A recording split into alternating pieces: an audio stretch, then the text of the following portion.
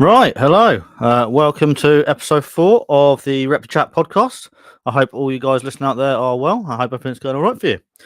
Just want to start this episode out with a quick shout out to Brian Barczyk and all the guys and girls over at the Reptarium. Obviously, Brian's got a lot going on at the moment. If you guys aren't aware, I suggest going over to his channel and having a quick check of the last few videos. And if you guys are aware and if you're able, please go and donate via the Legacy Aquarium donation GoFundMe thing. I will pop a link in the description at the end of the podcast. Obviously, can't imagine what he's going through, but I know myself and most people I've spoken to, Brian Barczyk's been a big part of our reptile journeys, whether it's from the beginning or all the way through. So yeah, lots of thoughts and prayers from all us UK guys going out to Brian and the whole Reptarium team. So, got an exciting guest today. Before we get to them, just a quick little bit about me and what's going on. So breeding season is well underway here. No royal eggs on the ground yet, but lots of ovulations and pre-lay sheds. So hopefully we'll have some eggs on the ground and in the incubator within the next few weeks. I also got a clutch of unexpected cresty eggs. So they are in a vermiculite tub just chilling at room temperature. Not something I've bred before, so it'll be exciting to see if they hatch. So yeah, that's exciting. If you want to keep up to date with me, my personal reptile stuff, please go check out my Instagram, which is at Ben's Balls. Again, link in the description. I mean, if you want to keep up to date with the podcast, future guests, Q&As, all that sort of stuff, that is at ReptiChat on Instagram. So, today's guest, as you can probably tell by the title, is Marv from MJ's Pythons.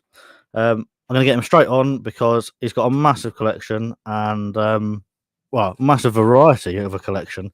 I can't wait to dive in. So without any further ado, let's get him in. Aha! Hello. Welcome. Well, Thank you very much for joining me. How are you? I'm well, thanks. How are you? I am not too bad, thank you. It's been about 3 weeks since I've done a podcast, so I feel a little bit rusty. But yeah, I'm been looking forward to this one. It's been a while since I was live anywhere or did a video or did a live anywhere, so rusty. Oh, that's good. We're both a little bit rusty then. So I don't know if you've listened before or not, but I like to start the podcast off with a section called Get to Know. Basically, it's 10 like quick-fire questions. Just to sort of break the ice a little bit. We'll crack on with those and then we'll jump straight in. So if you're ready, we will go straight in with the Get to Know. Yep. Once I can find them. So, first exotic pet. Leopard gecko. Rough number of current exotics kept, roughly. 450, 500. Nice. Your favorite species in your collection? Oh, that's a difficult one. That is a difficult one. Favorite species, I mean, it fluctuates constantly, but I think one that has always been top of my list in terms of just the animal itself, Burmese python. Awesome. The most obscure animal in your collection? Meerkats. Nice. We'll cover those a bit later. And money/space/legalities, no object. One animal that you haven't got that you would love to have? Raccoon. Oh, cool. Yeah, good shout. I like that. Right, and then we move away from the animals quickly. There's 5 like not animal-related questions, and then we'll go straight into it. So, beach or mountains? Mountains. Sun or snow? Sun. Vacation or staycation? Staycation. Night in or night out? Night in. Early bird, night out, permanently exhausted pigeon? Permanently exhausted pigeon. Absolutely. Yeah. I think honestly most people are saying the same sort of thing. So I'm glad I'm not the only one. So that's the get to know you section. So if nothing else, broken the ice a little bit, and maybe some of the listeners get to know you a little bit more than they did previously. Yes. So jumping straight into the main topic, I guess. So tell the listeners a bit about you. When was your first exotic animal encounter? And then from that, when did you get into exotics as a whole? So, first exotic encounter. To be honest, the hobby as a whole was a complete alien thing to me. I didn't even know it existed until a few years ago. So I think the first ever exotic that I actually directly interacted with that I can remember was a bloke holding I have no idea what snake it was, but it was in the mountains of Morocco. We were halfway up one of the Atlas Mountains, and this bloke was walking around with a snake, and that was the first time I ever sort of directly encountered in person an animal an exotic anyway. Yeah. I think fast forwarding my house life in terms of parents, particularly dad, was not massive fan of keeping animals. He has his own reasons, but he has very much been the guy who's always he won't even go to the zoo because his viewpoint is that they belong in the wild. So slowly but surely, I finally managed to sneak some fish into the house one day, and that was left alone. That slowly sort of crept into multiple aquariums. So I really started with fish. In terms of myself, I had quite a large collection of fish. I then moved out for a while and hatched 2 ducks, Donald and Daffy, who passed away a few years ago now. But they were actually named by primary school kids. They were cool thing 1, thing 2 when they hatched, because I just went, let's have a go. Let's try and hatch some eggs. Yeah. And they had the numbers 1 and 2 written on their eggs when I put them in an incubator. This was a rudimentary incubator, by the way, and I was 15 at the time, maybe. Okay. They hatched out. They were then taken. I did a little show at school back then. It was my previous primary school, and the kids there called them Donald and Daffy. They lived to the ripe old age of 18, which is typically unheard of for ducks. But when I then moved back home, the boys came with me, and then from there I slowly started adding more things. The first thing I got were turtles, because I had the aquariums already there. So my excuse was, well, the aquariums are there, the aquariums are there. Yeah, well, they can go straight in, no extra housing needed. Well, that was when I started hemorrhaging money, because my room was tiny, but I've always been good with Tetris. So from very early on, I had custom enclosures built. I had the terrapin they were only tiny little things, but raising up in their own little mini tank. Then I got a custom one built for them to go in. Shortly after that, though, I ended up with a leopard gecko. And then there was the big thing, which I always wanted. I always wanted to have a snake. So it took a while to convince anyone to have a snake. But the story goes, same time that I really was trying to push to get a snake, my sister wanted to get a cat. Both parents were against both things, but I just went, well, if she's getting a cat, I'm getting a snake, and didn't wait for the end result and just went out and got a snake. Yeah. First pair of snakes, garter snakes. No one knew they were in the house, apart from my mom at the time. And the reason I went for garters is because they were fish eaters. Yeah. And my mom didn't like the idea of having rodents in the house. First night, I had built them a little temporary sort of holding enclosure type thing. That's when I learned that snakes are escape artists, and both escaped on the first night I brought them home and ended up inside the drywall. I thought, oh my God, they're gone forever. Sure enough, they appeared. I managed to lure them out eventually over the course of a week, whilst we were all dreading that these things would just appear one day in the middle of the house while my dad. Yeah, whilst you sat having dinner, they just appear. Yeah, exactly. So we eventually found them. I had them for a number of years. They only passed away recently, last year or two. And then shortly after that, I decided I wanted another snake. I had convinced, I could look after snakes. And I ended up grabbing myself a royal python who lived in a tiny little, well, it wasn't tiny, but I had those shelving racks you get from B&Q, the sort of heavy duty shelves. Yeah. Like the metal ones that sort of, they look like Meccano almost. Yeah, so I got one of them, but I did them all up so that you couldn't see any of the metal. So I hid the sides, I had plants over the front, etc. And that's where I had all my aquariums. And at the very bottom, I had a space just enough for those Exoterra. I don't know what you call them. I know they have a name. They're sort of flat, not very deep, with the meshed top. Like the plastic ones. Yeah, one of those plastic. They're faunariums, I think they're called. I think those ones. Yeah. And it was that gap at the bottom was just enough to fit this thing in. So I cut a piece of sort of hardboard, painted it black, so it looked like there was nothing down there, just to hide it from everyone. And it sort of stayed like that for a good while until I started sort of working at a pet shop, met Jay, etc., and then that became something a lot bigger. At that time, I then had the what did I have at the time? So then reptiles were in the house. It was fine. So I had the leopard gecko, I had the ball python, I rescued a ridgetail monitor, ended up being gifted a second ball python, the blue black-eyed leucistic. I still had all my aquariums. I then shut down my main aquarium and replaced that with an equally sized, the sort of 3 foot by 3 foot by foot and a half exosaria, the largest size they make. Yeah. That was my first planted vivarium. I did my research, watched a load of videos, which is what we all do. Yeah. Put it together, and that was my chameleon. So that's where I was at that time.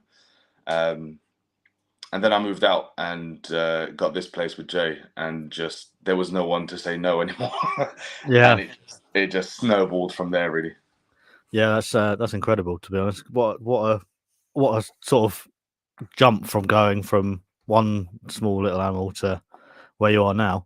And roughly how many years are we talking was that the time span?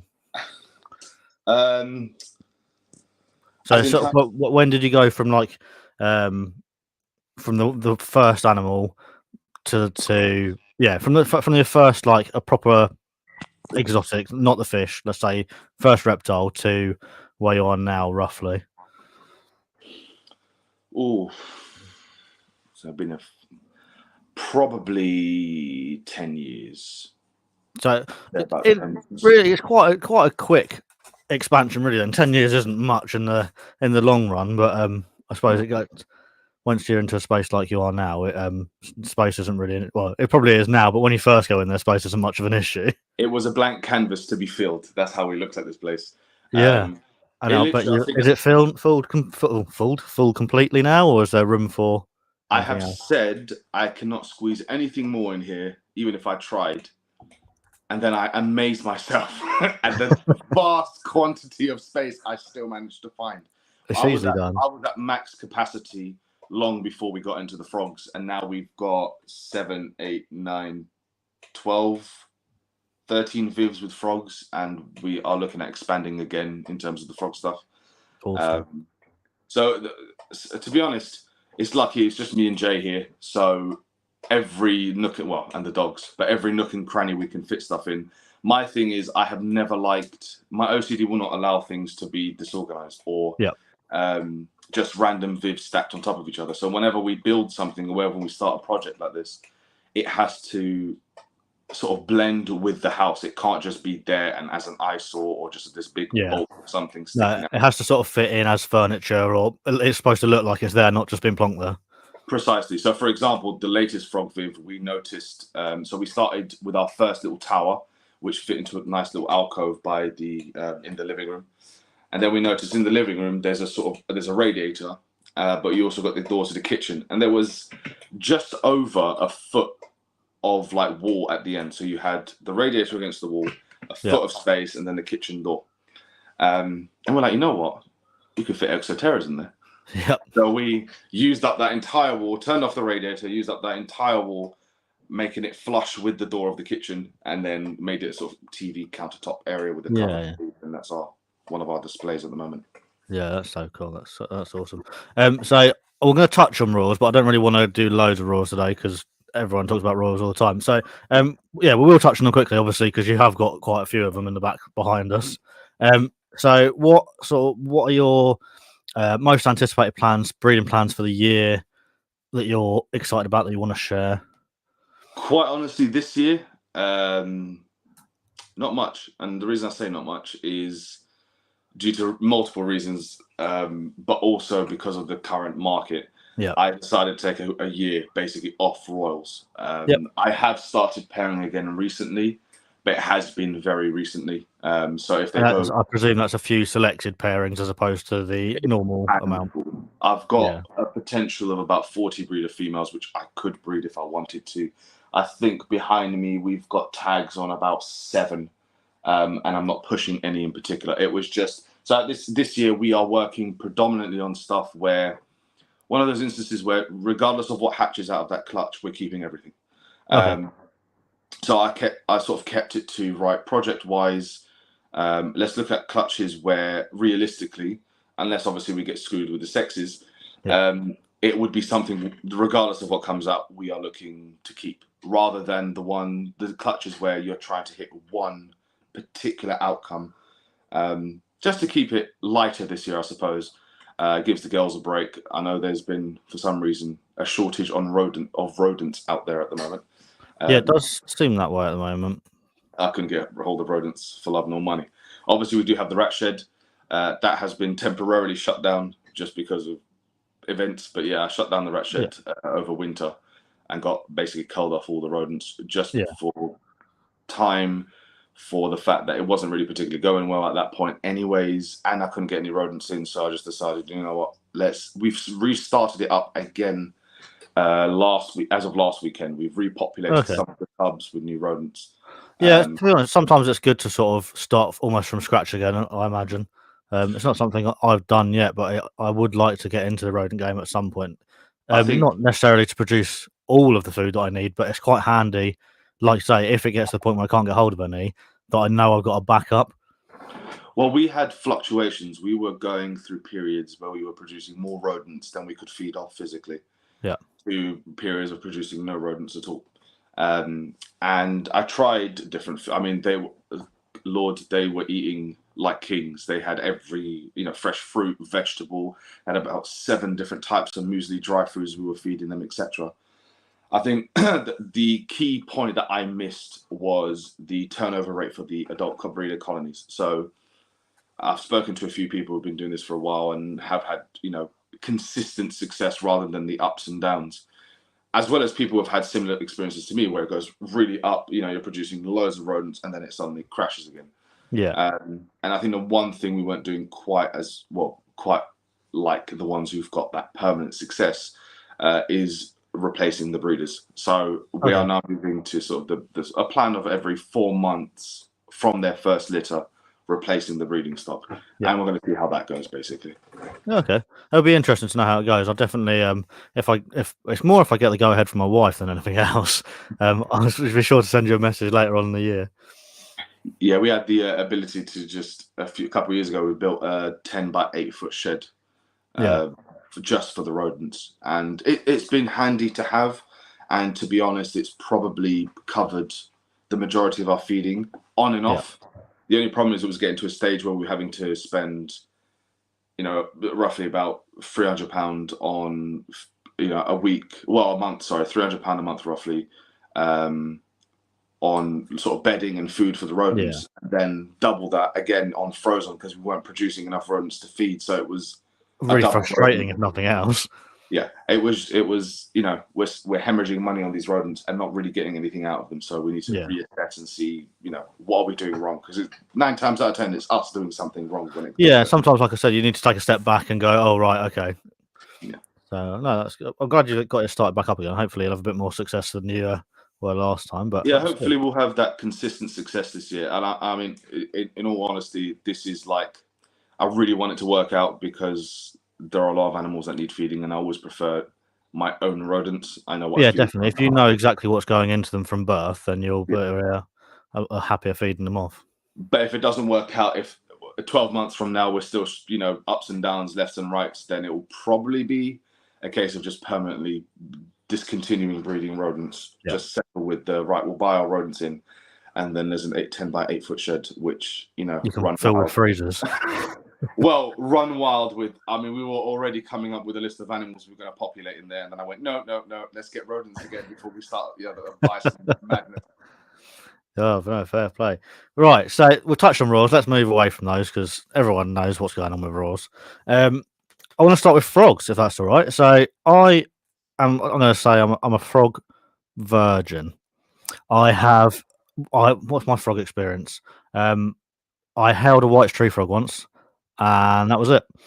So what have you got? Let's start with that. What are you keeping to start with?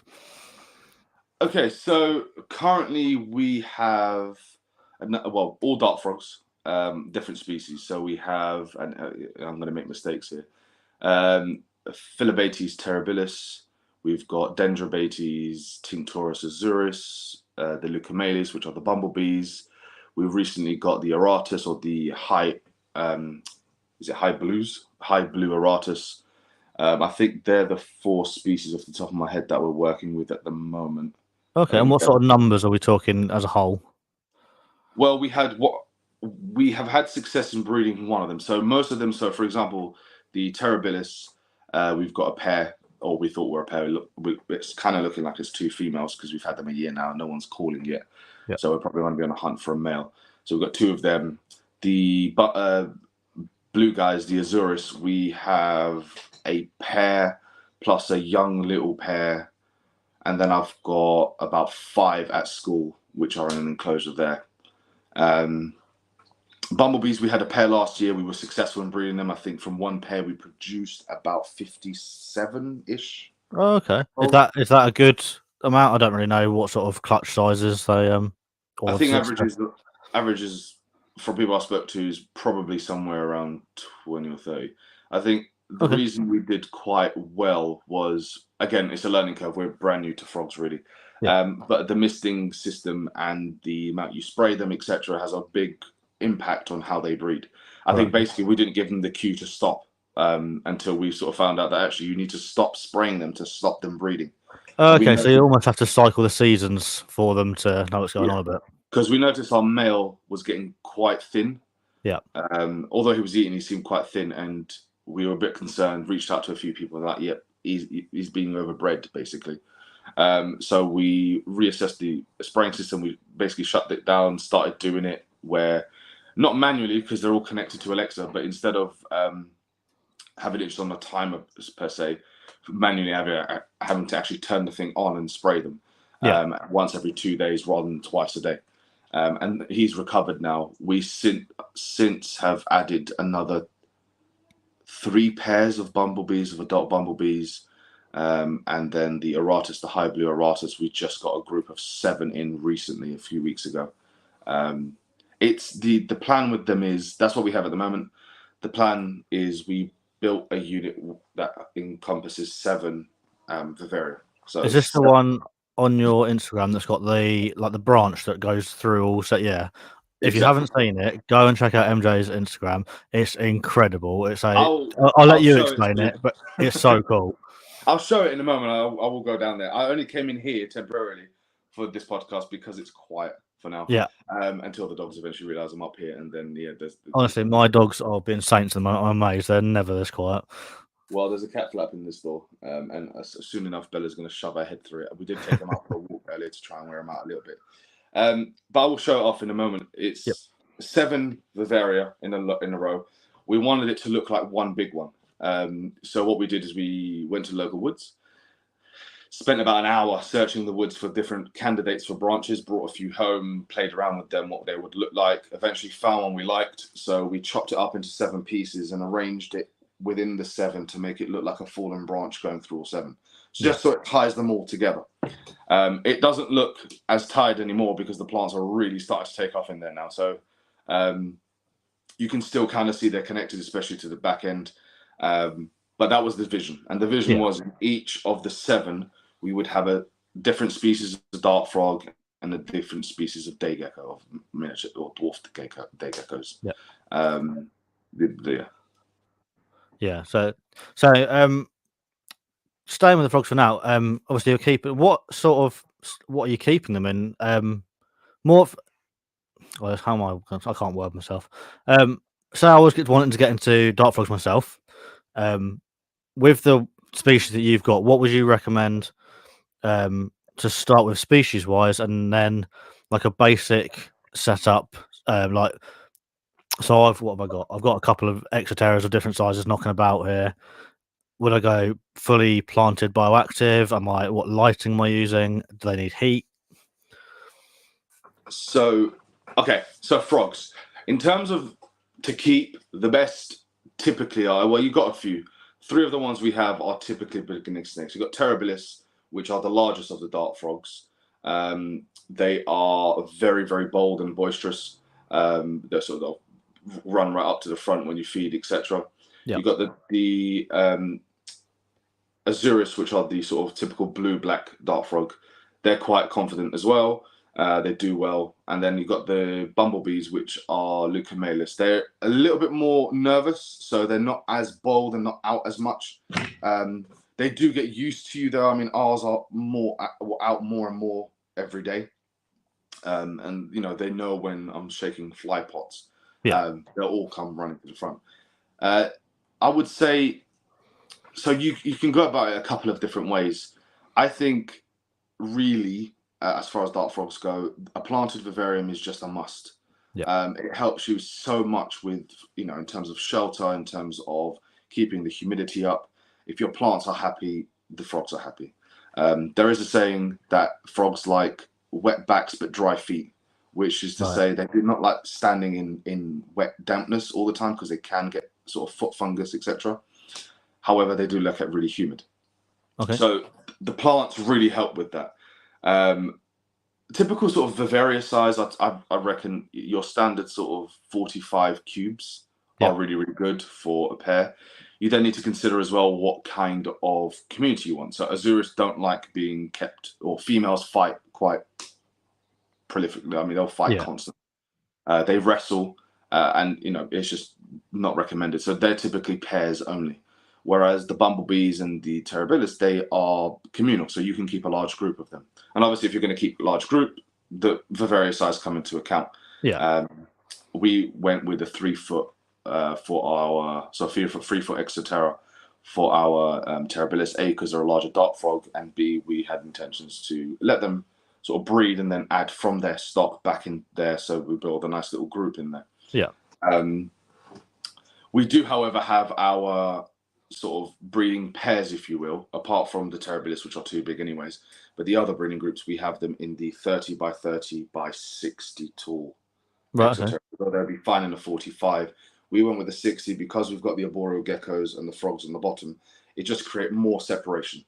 Yeah.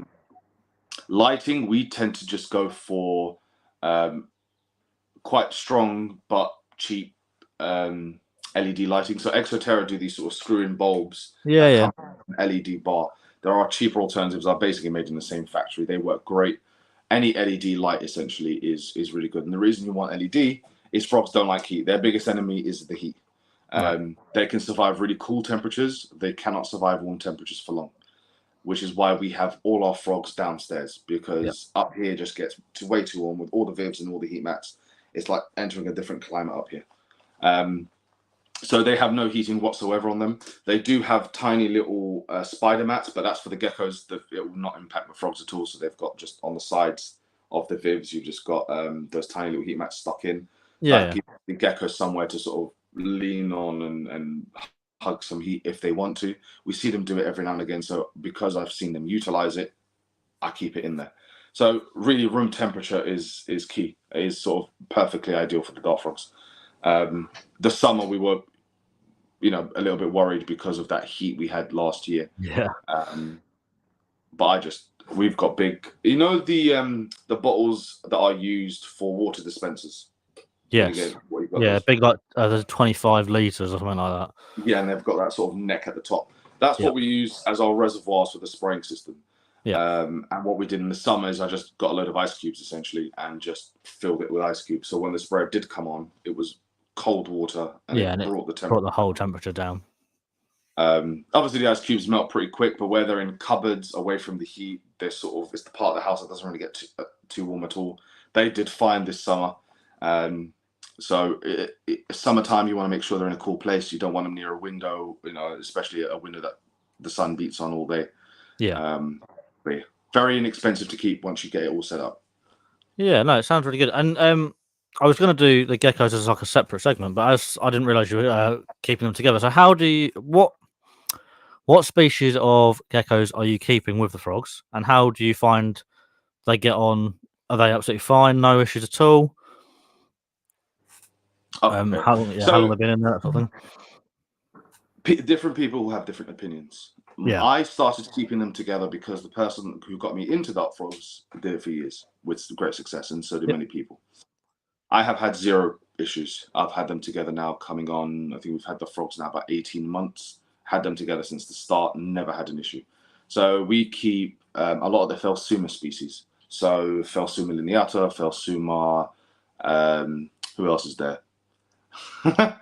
So you got the lion day geckos. We've got the gold dust day geckos. We have Clemeri inbound. There's one group that have also got oh my goodness, the chameleon geckos. Oh, what are they called? Boa's chameleon geckos, which are actually a New Caledonian species. Yeah. They're dwarf little tiny things. They're in there as a placeholder at the moment because those vivs are empty. Yep. They won't be there permanently, but again, they've been completely fine with the frogs. We also have William's Eye, which were a nightmare to get hold of because of all the legislation now and the price that these things go for, which are the sort of neon blue day geckos, if you will. Yeah. More skittish, again, fine. We're not talking about of the giant Madagascan day gecko. Yeah, no, we're talking like small, like almost like morning gecko size. Exactly. Some of them are a little bit bigger than a morning gecko. There are only a pair per viv. Yep. Most of these geckos, anyway, only live in pairs. They will not, for example, Clemeri, you can keep them in a massive colony, but only the most dominant male and female will breed. So they're great for displays in that case if you want to keep breeding down. But if you want to breed them, they're best off in pairs. So we ideally, small day geckos, we've had success with our lineata and breeding them. Gold dust only just about coming up to size. Clemeri, as I said, are inbound. Our Williams Eye did lay a couple of infertals right at the end of last season, so we're hoping once they get going again this season, they'll start dropping some eggs for us. But the geckos seldom leave the top third of the viv. Yeah. Very, very rarely do you see them any lower than the very, very top. And obviously, dart frogs don't venture up there. Ours do, because for some reason ours love to climb. I have no idea why. It's always the way. Our frogs they also eat Pangea, which is unheard of. I think when they were younger, we had them together, and the Pangea pots, which are it's like a little paste that you make. I've got cresties on. Yeah. So when we feed them the fruit flies, some of the fruit flies will go in there, lay eggs, and then the Pangea is then embedded with maggots, which is really good for frogs. Maggots are high nutrition. I think when we used to do that, they got a taste for Pangea, so they actually seek out Pangea raw without any maggots, and they literally sit up there eating it.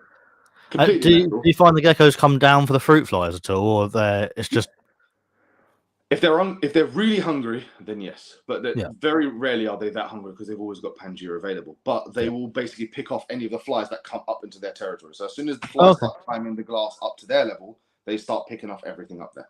That works quite well, then, doesn't it? Because I've got my cresties. Occasionally, we get quite a lot of like the fungus gnats or the fruit fly sort of, and having the smaller geckos in there, that would be ideal to eat them. Obviously, I'm not suggesting I put them in with my cresties, but that would be a small gecko like that would be ideal to take off the little flies.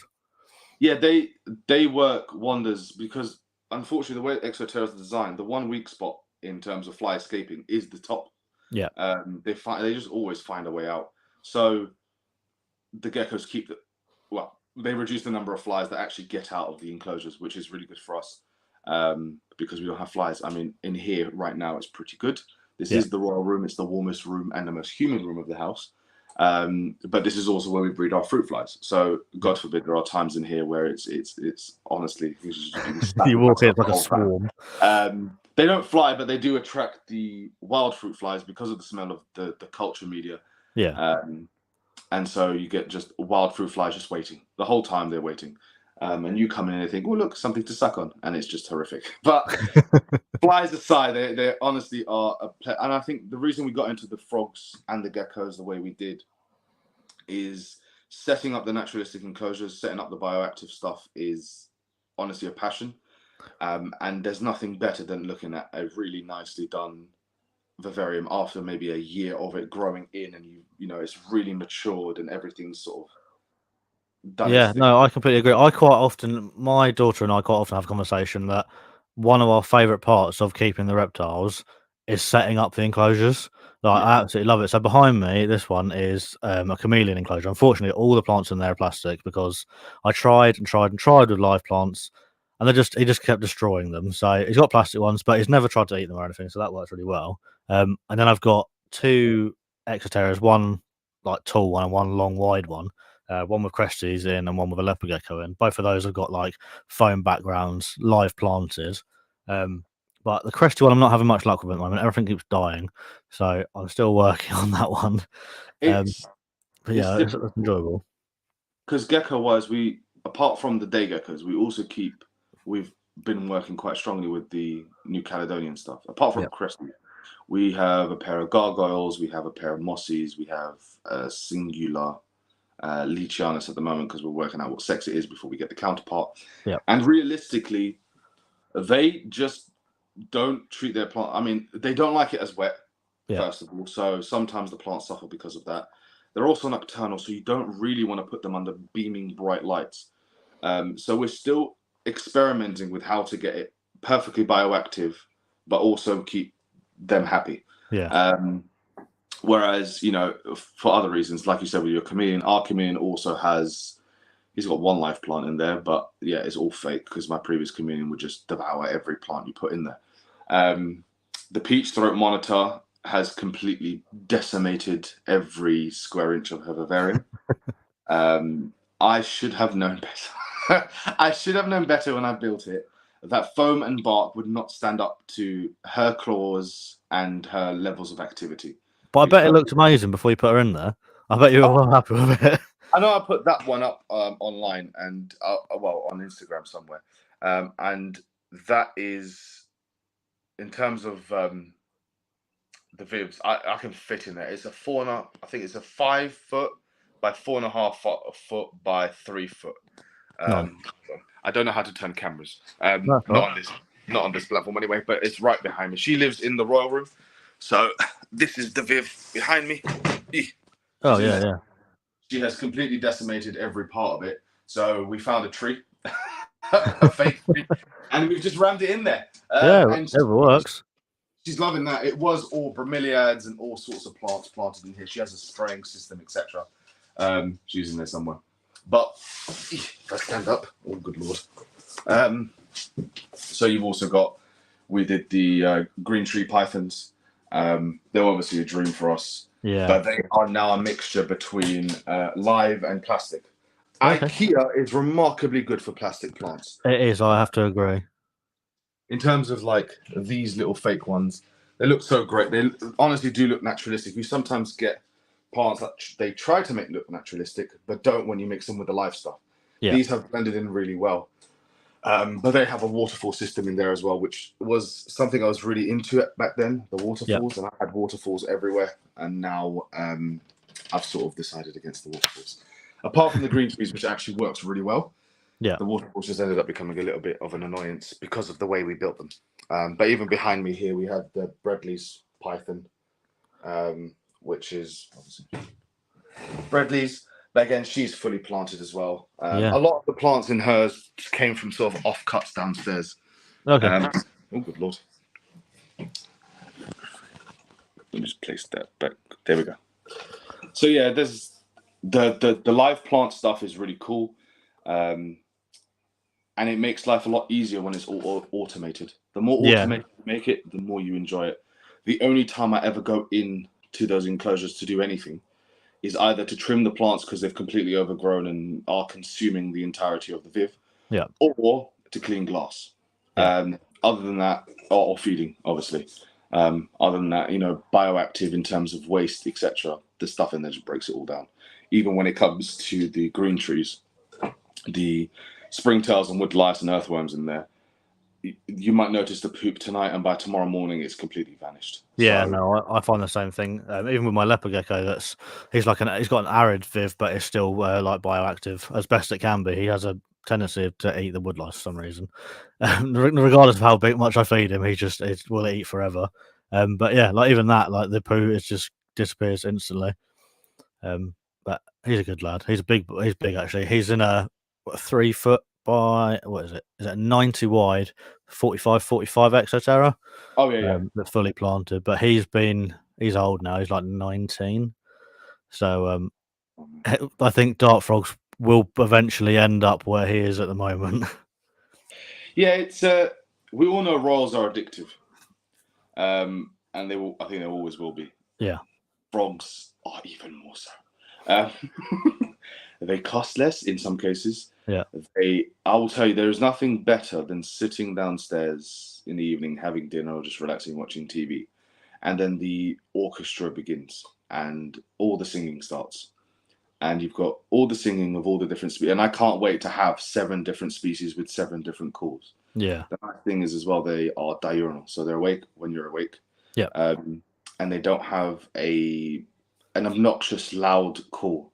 The American white tree frogs, which are now at school, are nocturnal, and Lord, when they go off at night, I've heard white tree frogs. They are loud. I wouldn't want those in my house, to be honest. no, they are extremely loud. Whereas the dart frogs, some species, unless you're right up against the viv, you ain't going to hear them. They sound more like an electrical buzz than they do an actual call. Oh, okay. But then things like the bumblebees, it's audible. You would hear it upstairs, but it wouldn't be blaring. It would be, and it's a soft, gentle, quite. Like when you can hear the birds singing in the morning when you wake up. Yeah, it's a really appealing sound. It's a really soothing sound as well. And when you've got them sort of calling from multiple directions, it does.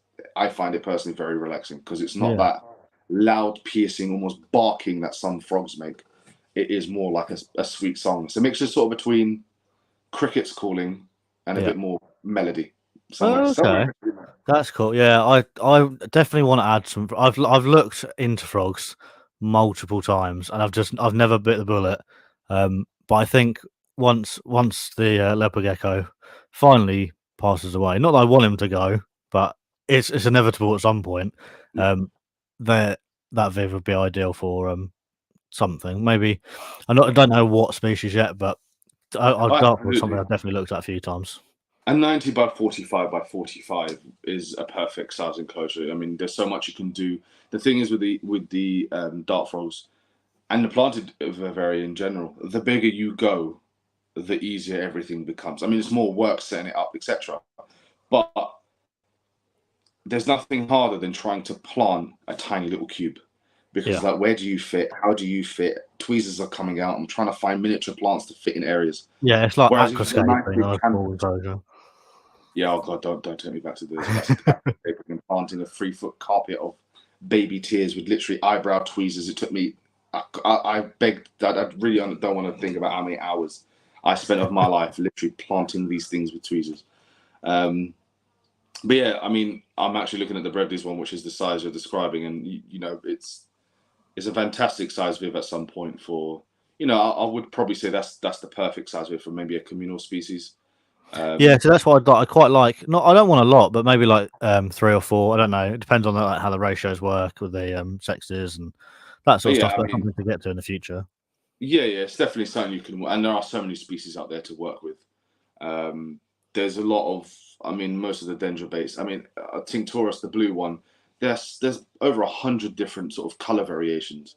Yeah. And I think one really interesting thing about the frogs, which is in complete contrast to the royals, is that with the frogs, the community, and quite rightly so, are very anti-mixing, if you will, morphs, because the morphs that exist literally are ones found in the wild, and sometimes they're found in honestly tiny regions. No, I mean, very rarely is it bigger than a kilometer square. Normally we're talking maybe a couple 100 meters squared. And that's the only place in the world you'd find that particular variation of that frog. So they're very strict or very keen to not have crossbreeding occur. Because they're not, the morphs you see for dart frogs aren't human-made. They're not man-made. Yeah, you could go and, in theory, pick them straight out of the wild.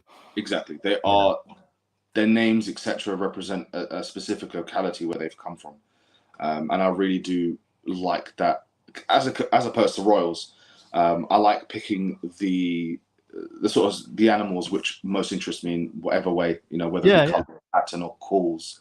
And I know with royals, you tend to go, right, let's breed to make new patterns. With these, when I find myself looking at what dart frogs to get next, it's obviously looks is a major part, but I also think about behavior. Are they social? Are they not? What kind of parents they are. Ufaga, for example, are brilliant, beautiful frogs. Well, they're one of the hardest to breed because Ufaga literally means egg eater. So they feed their tadpoles infertile eggs. So unlike the other ones, which we just remove the eggs from the enclosure, we have them in petri dishes. set them aside. When they hatch, we put them there in little cups and then start feeding them from there. That couldn't work with that species. And then I spent a lot of my life on YouTube listening to calls of different dart frogs. Just to see, just how you go. Oh, when I'm sat on the sofa, do I want to listen to this one or that one? Nothing worse than finding an exquisite-looking frog with a terrible call. It's just beautiful, stunning animal, and then it's either silent or it sounds like a buzz, or it's like, what is that sound that it's producing? Yeah. But it's definitely a fun new sort of project we've been working on, and I mean, we're loving every minute of it. Yeah, no, it sounds like you've got a real passion for that at the moment as well. That's it's awesome. They sound really interesting, to be honest. Like I said, it's something I've definitely looked into a few times, and I think once I've got the an empty vivarium, it'll definitely be something that becomes more of a reality. So we mentioned it briefly at the start of the podcast, but I want to move on to the meerkats, if you don't mind. Obviously, this is something that I don't think I've ever seen a meerkat in a pet shop. I don't know anybody apart from yourselves that has a meerkat, and I wouldn't even know where to start. So, how did you get into meerkats? First thing I'll put out there is, if anyone's listening, meerkats are cute and well, they're not well, they can be cuddly. Ours are not particularly cuddly just yet. What I will say is, meerkats are not suited to normal domestication, the way we keep, snakes, etc. So they came to us. To be honest, it started off as a bit of a joke, and then it sort of became a reality, where someone had offered them to me, and I was like, "Yeah, of course I want meerkats." Just because, I mean, everybody wants meerkats, don't they? Who would say no? And then, at the time, this was a year prior. It seemed kind of like a joke. Yeah. And then one day I get the message going, "Do you still want them? Because I need them. They need to be gone." I thought, "Oh dear God, here we go." All right. So we went and picked them up. This was actually, do you remember when we had that fuel crisis? Yes. So we were stuck out in the middle of nowhere trying to find fuel to get these meerkats. So it was very quick. It happened very, very quickly, very, very suddenly. To the point where we didn't really have an enclosure prepped. I mean, it wasn't something that I was thinking that was going to happen anytime soon, or I wouldn't have gone out of my way to go collect these meerkats. Yeah. However, me personally, I don't regret it. They live under the stairs, so we converted. So we had a cupboard, quite a large cupboard under the entire staircase. Yep. So we do what we do best, which is destroy and then rebuild. So we completely tore the door off that, rebuilt a new door with mesh, filled it to about 2.5, 3 foot deep with sort of loamy soil, sand, soil, clay kind of thing. Yep. And so there they came, and they were very, very shy creatures at first. You would even ourselves, we would catch glimpses of them every now and again. Okay. They have, however, come out of their shells now. I mean, they're completely night and day too when we first got them. And sorry, just to interrupt you for a second. Is it a pair or? So we have Janice and they're actually two girls. Right.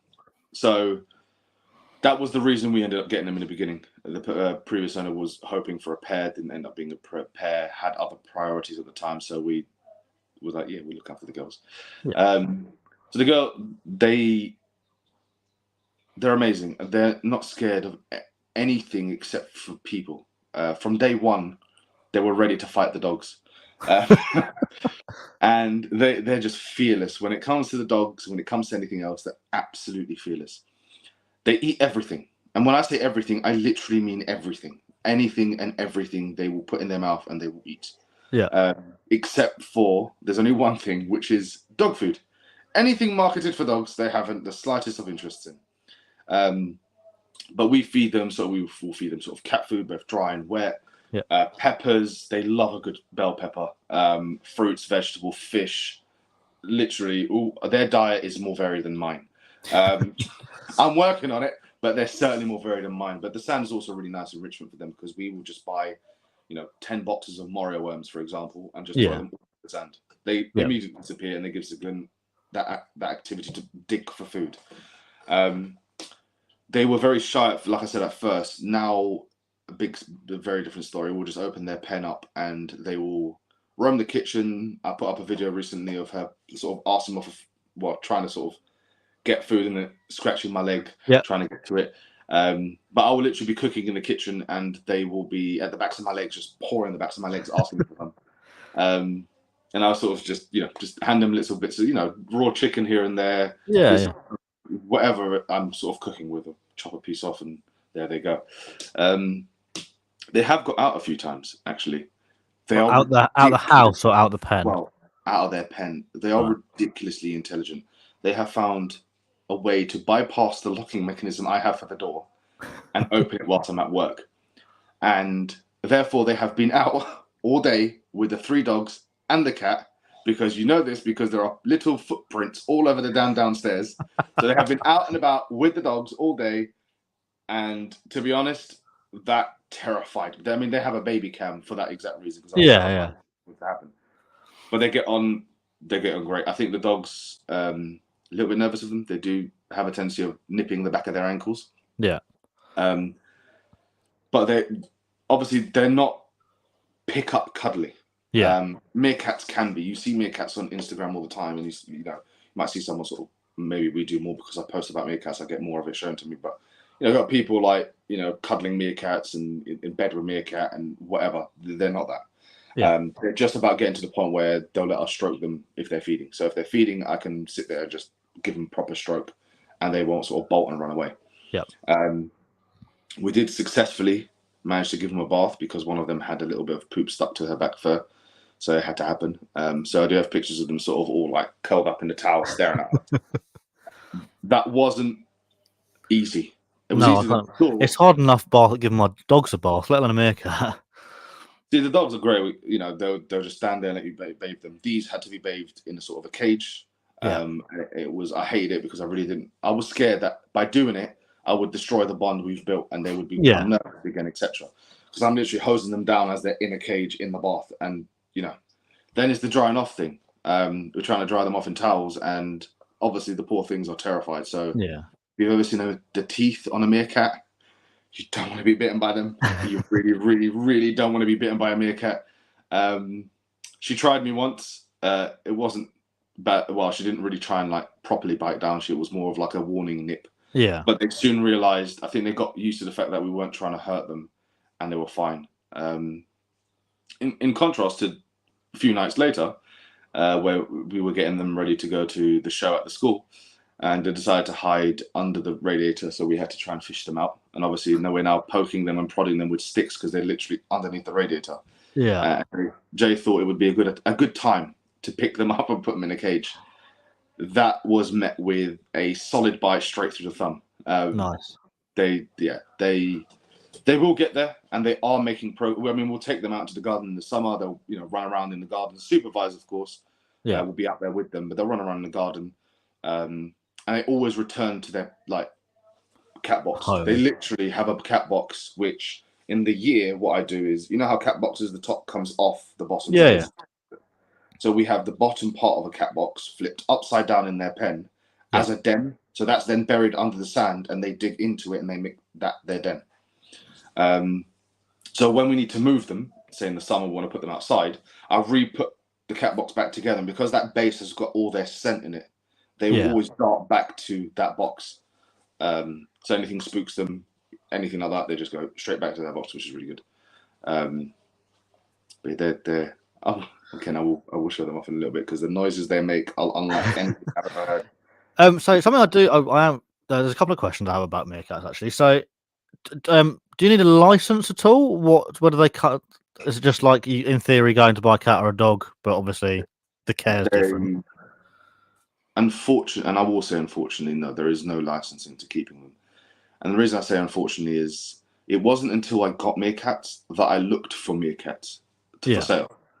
And it's alarming how easy it is to buy a meerkat from a pet shop. Yeah, I actually did the same thing last night. I was doing some research and having a look like free and I ended up on Facebook and I found a page where I could buy meerkats, I could buy foxes, I could buy owls, and like none of it's what's the word? I don't know what the word is. Like regulated. Yeah, that's the word I was looking for. Thank you. Like at all. So I could go out and just go and buy a fox. I was like, that's ridiculous. The reason I say unfortunately the only licensing is, don't get me wrong, I mean, I love working with them and they are a constant joy. However, they became popular as pets because of the Compare the Meerkat advert. Yeah. Everyone was like, "Oh, meerkats! Let's get that." It became a novelty. They're not house pets ever for any reason. Yeah, people keep them indoors, but first of all, they're mob animals. They need to be in groups of their own. Yeah. If they're not, they need your constant attention. Even when you watch Janice and Mavis interact with each other, they'll interact with you, and they are constantly reconnecting. They're constantly rubbing themselves on each other. Yeah, that's the other thing I was going to ask you. As you've only got two, where I've seen meerkats in zoos a couple of times, and obviously they're in quite large groups, so they normally have one on sentry duty. How does it work with just the two of them? Because I can't imagine one of them's on sentry all the time, or are they? So it's weird because I think because they're used to the domestic life, they will sentry, they will stand up because we've got vertical logs, horizontal or diagonal logs in there. Yeah. We've added more recently. They will sit up. They do love the height. They do love to sit up high and look out. And when they don't think it's high enough, they would literally climb the door to the top of the door, the mesh, and then just look out the top. They're constantly communicating with each other. And I think that's one of the things is you don't have that dynamic that a proper mob would have, where you have many, many individuals with each with their own. The hierarchical system is a really interesting thing to watch because they've changed positions in hierarchy 2 or 3 times. Yeah. Or at the start of when we first got them. It's almost like when we first got them, new environment, none of their sense. They've re-established dominance. Yeah. And watching that was really interesting. It's weird because it's not violent, but it looks it.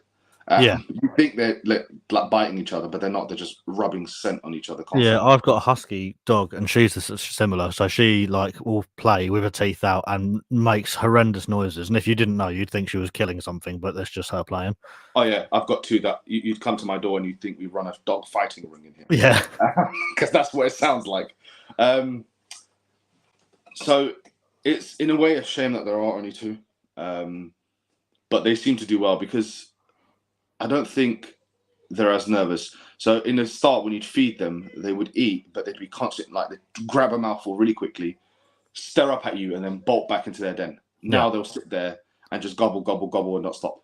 Only occasionally. But that's got to be nice as well to know that they're comfortable enough with you around now as well. It's like a sense of accomplishment almost, isn't it? Absolutely. Even with like I said, they were fine with the dogs from day one, but even with the dogs around, us around, doing whatever, the only thing they don't like is music. They really hate music, especially when it's blared through the Alexa. They're like, what is that outrageous sound? We're off. Other than that, they're fine with everything. Whenever we're in their proximity, they're at their door like, please, can you let me out? Please. Yeah. This didn't used to be a thing until recently. And now they just want to be out all the time, just running around next to us in the kitchen, etc. And where they're actually seeking to be let out is a really nice thing to see. Yeah, they're definitely. seeking that sort of interaction rather than fleeing from it, which used to be the thing. We used to get them out all the time anyway. But it would be a case of opening their door, completely retreating, and then letting them slowly over time come out and explore. And if you so much as moved an arm, they would just, all their little barking, and you'd think we have raptors, to be honest. The sounds these things make, I swear to you, me and Jay look at each other. Sometimes they sound like birds, sometimes they sound like cats, sometimes they sound like little raptors. It's all sorts of noises they make. But there'll be the alarm call. You move your hand, the alarm call, and they're fast little buggers as well, straight back into their pen. Now, I literally have to shoo them, like scoot them out of the way with my feet to get past, and they just don't bother. To getting them back in their pen now, I was just clapping my hands. Come on, let's move, let's get in there. And they're just not afraid anymore. Which, even if we never get them to a stage where I can pick them up, I mean, don't get me wrong, they're looking at you. You just want to sort of scoot your hands under their arms and pick them up. Well, they are cute, aren't they? You can't. They're cute, isn't it? But even if I never get them to the stage where they are that kind of tame, what they are now is happy in the sense of they're not stressed, they're not constantly, nervous of threats. You let them out and you sit there in a chair, they'll climb up your leg onto your lap and take food out your hand happily. Yeah. They no longer see, and even with visitors, before it started getting better, it was me and Jay. If we were around, they were fine. Second a visitor comes in, forget it, you're not seeing them. But now, even with visitors, if the door goes, dogs bark, they bark. They might scooch into their den for a minute or two, and then they'll come out to see who's here, whether a familiar face or not a familiar face. Which is really nice to see. They're having that interaction and they're feeling more confident in themselves. Yeah, most definitely. No, like I said, to see the change as well from them, like you say, hiding right at the beginning, being very wary when eating, to now almost wanting to be with you every minute of the day. That is just like you say, there's no worry that they're not happy, which is brilliant. Obviously you got two at the moment. Would you consider adding more so they have more of a mob mentality down the line, or are you happy with the two and just are sticking at that? Meerkats are generally quite long-lived. That in mind, and the fact that they are mob creatures, and the fact that I just love the idea of baby meerkats. The plan is to, when we eventually move out, because we are looking to buy a house, and one of the main things are outdoor space. I really don't. Yeah. The interior is fine. Outdoor space is key. But the idea would be that we build quite a large, massive outdoor enclosure. Yeah. Properly secured, properly, if we want to give them 10 foot or 6 foot of depth of earth, we can do that, but then have a concrete base underneath it so they can't dig out. Yeah. Because we were going to build them an outdoor pen here, but foxes terrify me, and I don't currently have the facilities to build something the way I'd want to build it to make sure nothing's ever getting in there. Yeah. If we can achieve that, an outdoor facility with them, heated areas, etc., then I would look to potentially introduce a male to them. Yeah. It is always a risk. Meerkats don't accept outsiders easily, and they don't accept outsiders well at all. Yeah. So it would be a case that you would have to, do we try and get a baby male meerkat and raise that up like by hand so it's a bit more tame? Yeah. Do we try and I would prefer to rescue in these cases, but do we rescue an untamed, potentially adult male? Yeah. There's been a few people who've talked to me about how to do it, including, like, for example, giving both of them baths, potentially even separating them up for a short while. Yeah. And then introducing them into a neutral ground where no one's scent is on anyone. Yeah. Because we noticed when we washed them, they probably spent the next day and a half constantly scenting each other, scenting everything. Okay, yeah. So by wiping the scents clean, there may be the potential. It's a risk. It always will be a risk, and we know what the risk is. I would only do it under guidance of someone far more experienced than we are. Yeah. I would have to find someone who has successfully done this, who can walk me through the steps, because the last thing we want is something going wrong and them attacking each other. No, exactly. Yeah. But if we could safely integrate a male and provide them with a massive outdoor facility, really, it wouldn't even be an enclosure, but it would have to be facility, because you'd have to have, a heated area, whether it be it's like a proper zoo spec enclosure. Exactly. Yeah. If I could do that for them, then I would add a male and then never sell any. That would be the only. And are they all right? Like with the inbreeding and stuff. So say you go from your two females and you add a boy. Eventually, they're gonna reproduce with each other. Is that all right bloodline wise, or would you have to sort of? I would assume, it being mammals, there would eventually come a time where problems would happen. Now, what would typically happen in the wild is you rarely get new males introduced, but the females, once they become of age, will then, they're not in the wild. Only the matriarch is allowed to breed. Yeah. The other females aren't allowed to breed, and therefore the other females would then disappear and start their own colonies elsewhere. Yeah. So, or they would stay behind and help nurse the young. Right. Like surrogate mum sort of thing. Exactly, because they will nurse each other's. So whilst the group is off on patrol or hunting, a female will stay behind to nurse the pups. Okay. Now, with only two girls and a boy, I would hope that we would not be overrun with meerkats. I would not be trying to make it a big scale thing, because I would prefer to never have to let any go, if that makes sense. No, yeah, no, that makes complete sense. Because Just if they're create. already in rescues now, you don't want to be potentially adding to rescues later down the line because people are wanting to buy them and then realise they're a lot of work. I really don't like the idea of selling meerkats, but there are plenty of rescues out there. There are plenty of zoological places out there that we could potentially negotiate with. Again, the problem with meerkats and the way their social networks work is a bit weird. In terms of it's a bit difficult to just move meerkats around freely. Yeah. You can join that group, you can join that group. So I'd have to consider that as well, because that's a problem that could arise. Realistically, if I had a male here, am I actually going to cause problems for myself and for them down the road when they become overpopulated? Yeah. But the vision in my head would be to allow them to have a small group, essentially a small mob, as they call them. Yep. Just self-contained. We'll look after them. I don't even know if you can neuter males. You can neuter most things nowadays, but yeah, I know what you mean. So that sounds cool. To be fair, it sounds really like you've put a lot of thought into it already, and there'll be a lot more thought before anything does go ahead.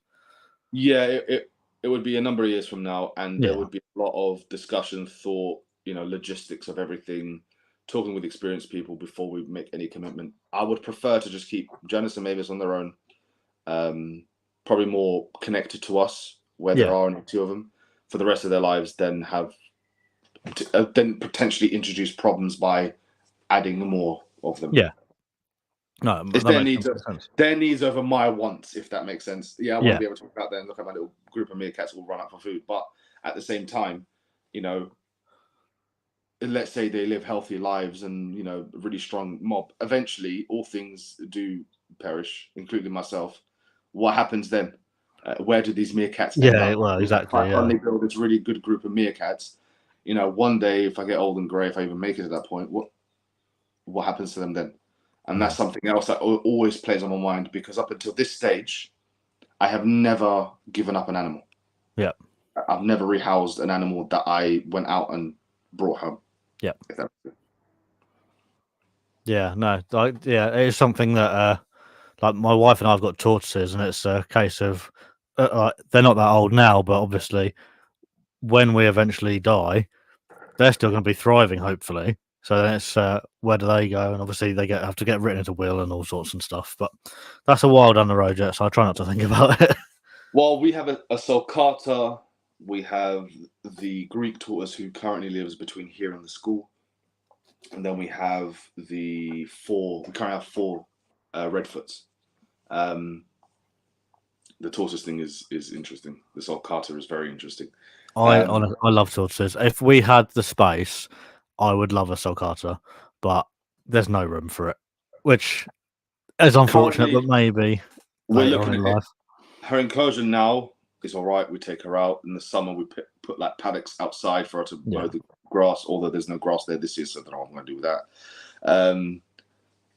But we always thought, if push comes to shove, if we're still here, we haven't bought the house and built the enclosures, because every animal we have now, we have designed models and ideas of the ultimate enclosures that we want to build for them. Yeah. Including, for example, my Burma, I want a pond in there because she loves bloody swimming. Yeah.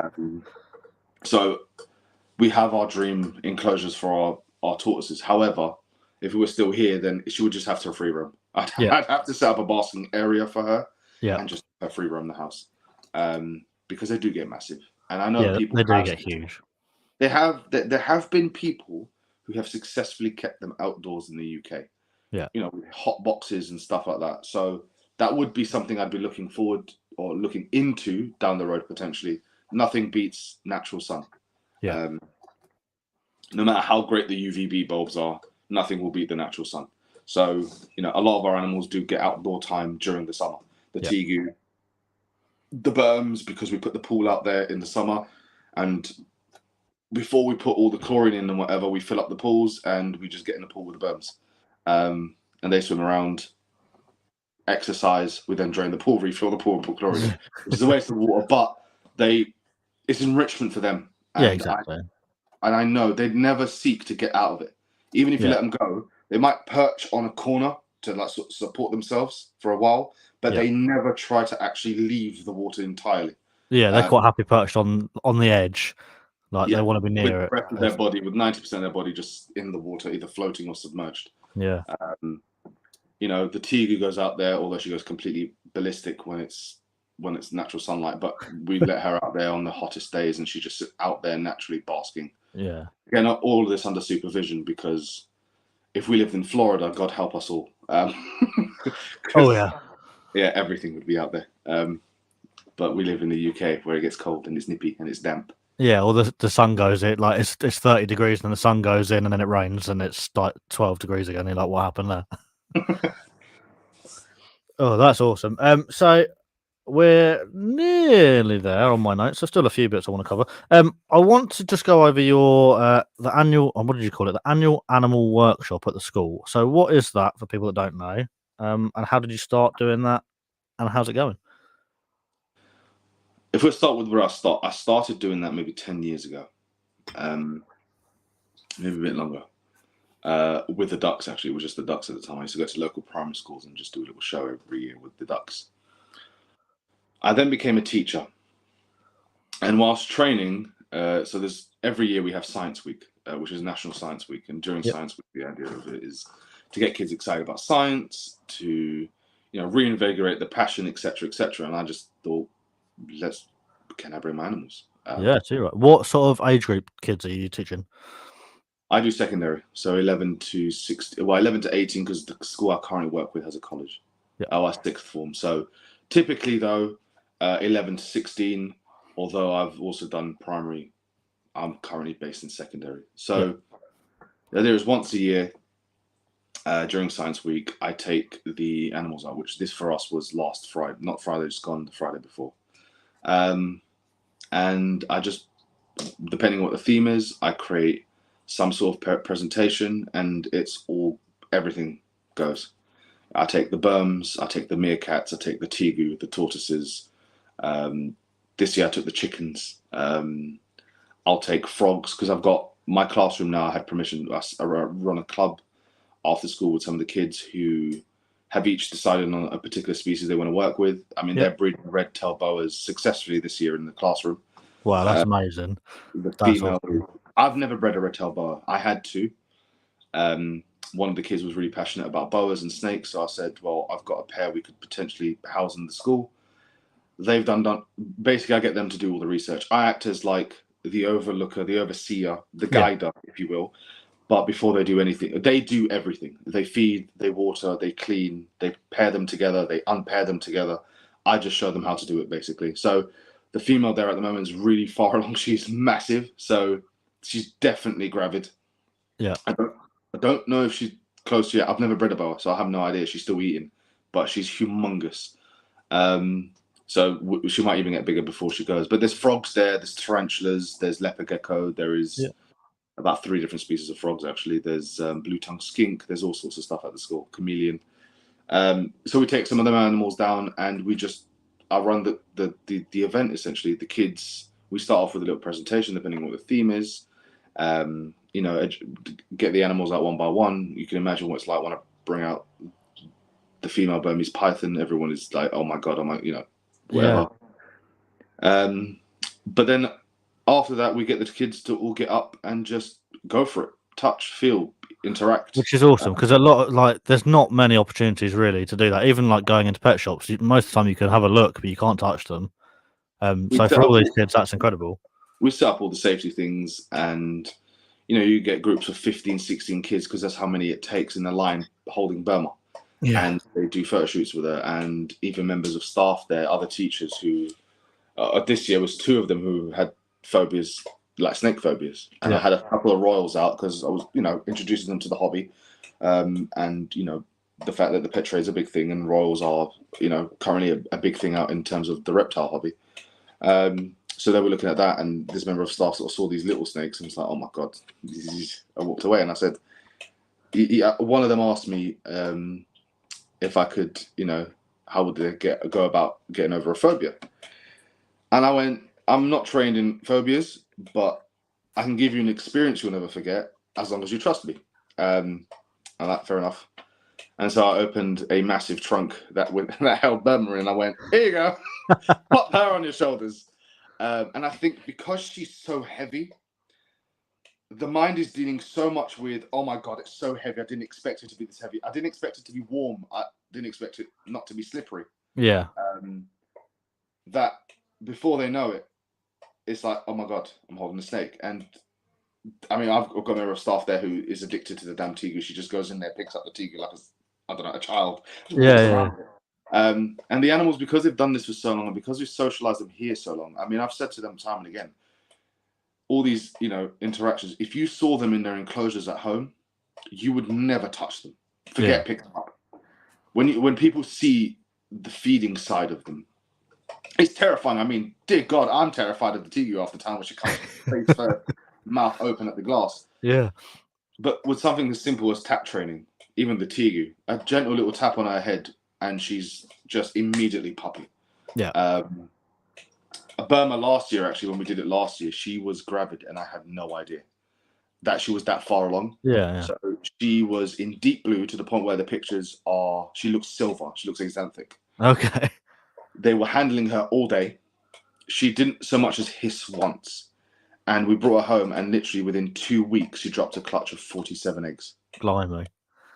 So you think about, when are you most likely to get bitten by a snake? Yeah, exactly. Then, like, that's like gravid. Even looking at even like royals, I wouldn't like if I knew they're near laying. I'm not going in there if they're like. If I'd known she was carrying eggs at that point, there would have been no way I'd have taken her. But Yeah. we'd missed the ovulation. We'd paired them.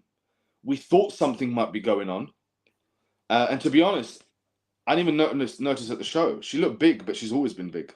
Yeah. It wasn't She's a until Burma. They're quite heavy-bodied snakes, and that it's hard to spot anyway. After she shed, and then a few weeks later, I was just in the room, and I realized she was under the heat, and she was like, almost. I panicked. I thought she was having some sort of like fit, because she was just, her body was just tremoring all over. It then turns out she was literally getting ready to lay. She started laying that night. I actually was there for the second or third egg, and I've watched Jay from Prehistoric Pets. I've watched him try and take clutches from retics. So I went in there ready, riot shield and all. Yeah, like bin lid ready, like was ready, because I've been bitten by her once by accident, and honestly, not something I want to deal with, especially a mum on eggs. Yeah. Believe it or not, I took her eggs from her with her head literally resting in the palm of my hand. Yeah. I lifted her head. Her head was resting on one hand, whilst I just removed the eggs with the other. She didn't hiss at me. She didn't. I mean, she tried to buck when I tried to move her coils, but other than that, not a hiss, not a strike, not anything. She's such an amazing animal.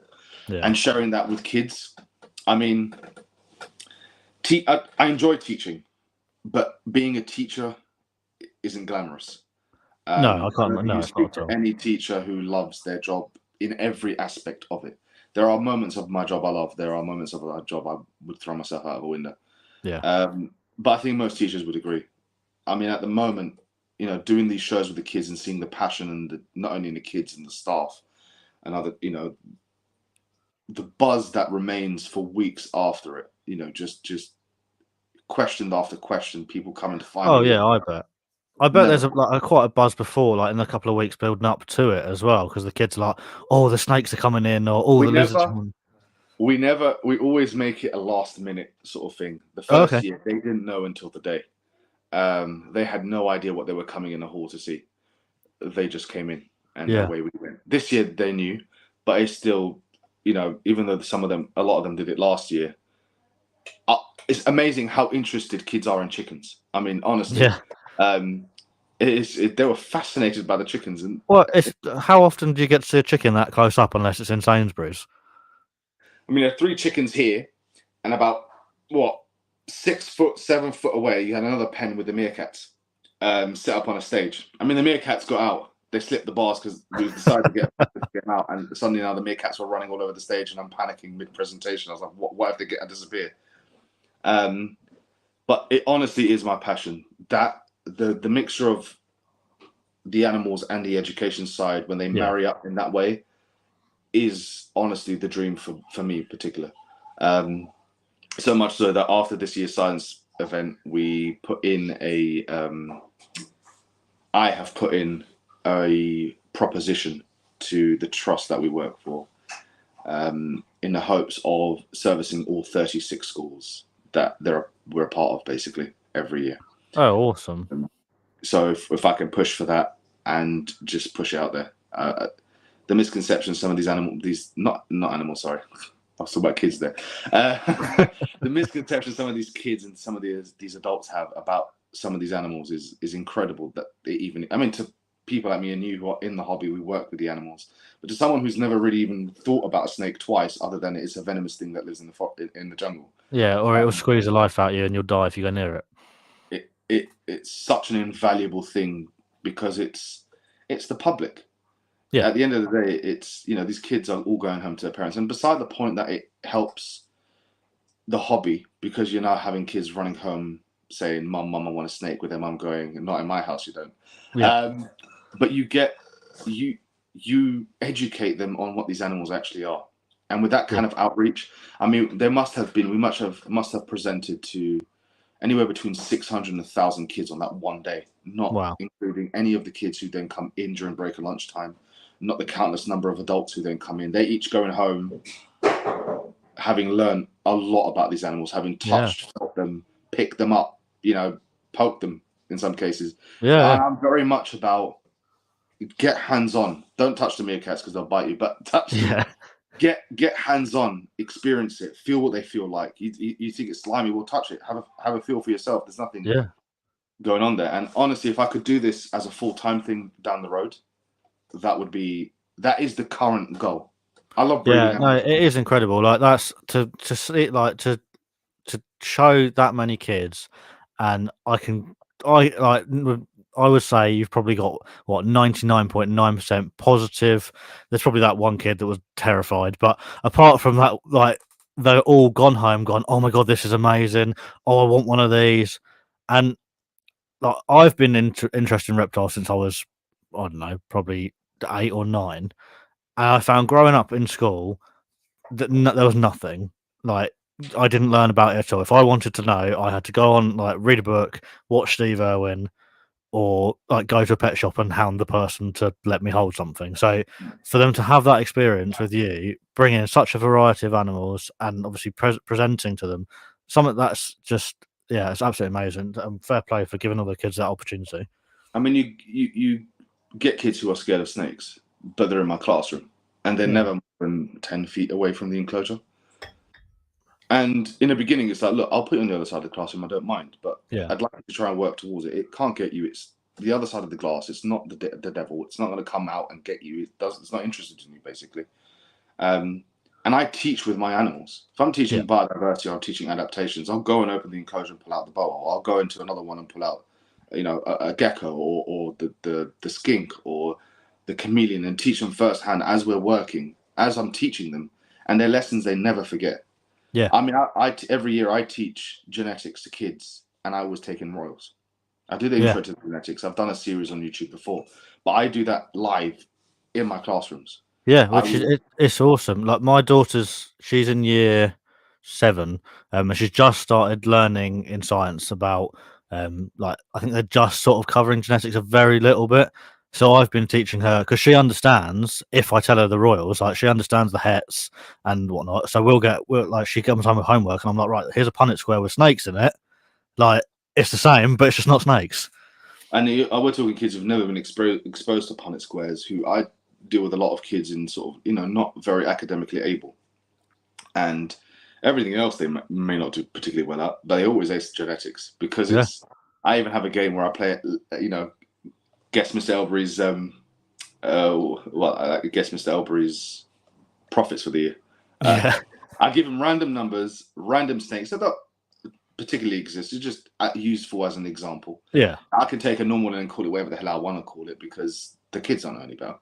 Yeah. And it's not about that. It's about creating this fun environment for them to really understand something that's not easy for most people to get. Yeah.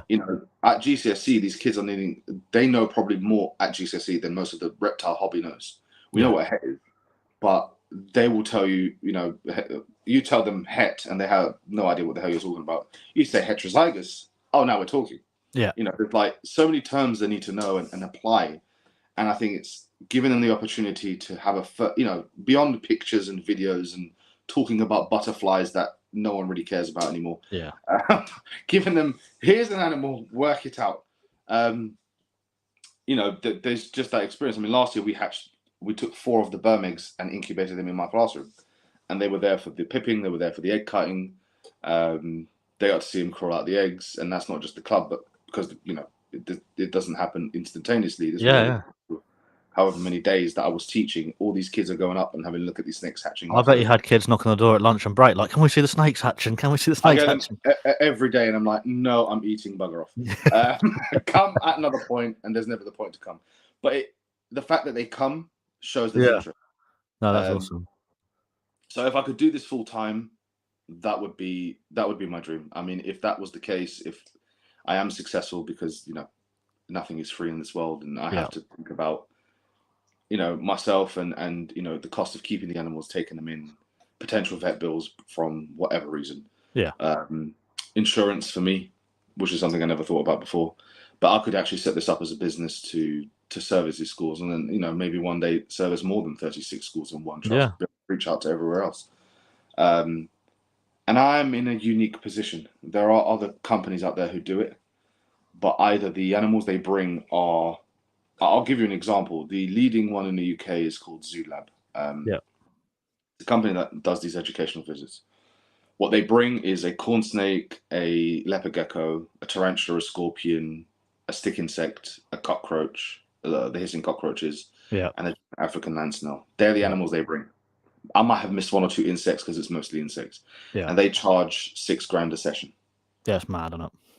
It's like, what are they doing? They're not. Oh yeah, they're DBS checked and whatever. None of them are teachers. None of them know how kids learn. And I think I'm in a unique position where I do have the plethora of animals I have. I know my animals well enough. I have a background. Well, one of my degrees is in animal psychology and animal behavior. So that's my passion when I'm working with these animals, and that's why sometimes the royals don't really hit it for me. Is they get the genetics side of me. I love genetics, and I was a geneticist long before I was a teacher. So I love playing with the genetic side of things. But it's the behavior, working with the peach throat monitor, who, again, is not an animal I'm ever going to sit there and cuddle. But that's not what I'm looking for. I'm not looking for her to be puppy dog tame, as the term is. I'm looking for her to express all her natural behaviors, all her natural instincts, whilst also feeling comfortable in me being in her presence. That mutual respect of, I'm not trying to train you to do backflips. I'm not trying to train you to, sit on my lap and let me stroke you. I'm trying to get you to a comfortable position where you are happy with me in your vicinity. You're not scared. You are acting like you would if I wasn't here. That to me is success. To me, that is enough. That level of trust is enough that I won't push it further. I don't need to. For me, I don't need to push it further. I want animals to know I'm not a threat. I'm not a predator. I'm not going to do anything to you. I am a supplier of food, but I'm also not food. So please don't eat me. Please don't run from me, because I'm not trying to eat you. Let's just chill. Let's just have you, do you without being like, oh my God, who's that in the corner? But if that happens, if, that educational thing does take, flight, and, there is money to be made there, potentially, a very decent livelihood, actually. I would downscale everything in some regards. I would downscale the royals in particular. Don't get me wrong. I love the royals, but the numbers we keep, I know there's people who don't like talking about the financial side of things. Oh, it doesn't bother me. But realistically, we don't keep, 50, 60, 100 plus royals for the giggles of it. We're doing it as a business. At the end of the day, we're all interested in making some sort of return. And we have plans for the royals. We've assembled the genetics necessary to potentially make a decent turnaround. But I would give that up in a heartbeat if I could do the educational stuff. I would still keep royals. I would still play with royals, in terms of their genetics and breeding and trying to keep up with some of the madness going on out there. That would be looking to, once again, do what MJ's Python does best and just expand variety-wise. One thing I've not worked much on is birds and mammals. Been mostly reptiles, amphibians, that kind of stuff. But, there's a whole world of there's a whole different classification that we haven't even touched yet. That we could Yeah, potentially no, go I know what you mean. Like we've got a small.